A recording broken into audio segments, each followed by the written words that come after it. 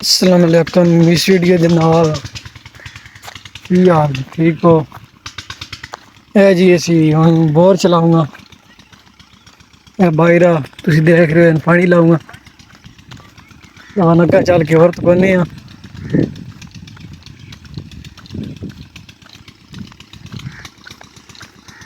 ਇਹ ਜੀ ਬੋਰ ਸਾਡਾ, ਇਹ ਬਾਇਰੇ ਪਾਣੀ ਲਾ ਰਹੀ।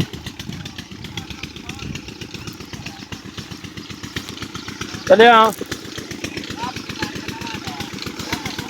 ਇਹ ਜੀ ਅਸੀਂ ਬੋਰ ਨੂੰ ਚਲਾ ਦਿੱਤਾ, ਚਾਲੂ ਹੋ ਗਿਆ।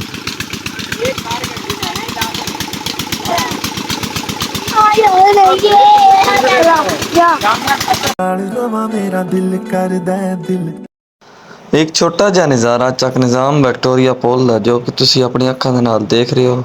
ਬਹੁਤ ਹੀ ਮਾਸ਼ਾਅੱਲਾ ਖੂਬਸੂਰਤ ਤੇ ਬਹੁਤ ਅੱਛੀ पेंटिंग हुई है। आए तो तकरीबन 1.5 साल पहले की पुरानी वीडियो आखे भी आ शेयर कर दी है ਤੁਹਾਡੇ ਨਾਲ। खुश रहो, आबाद रहो, अल्लाह पाक खुश रखे।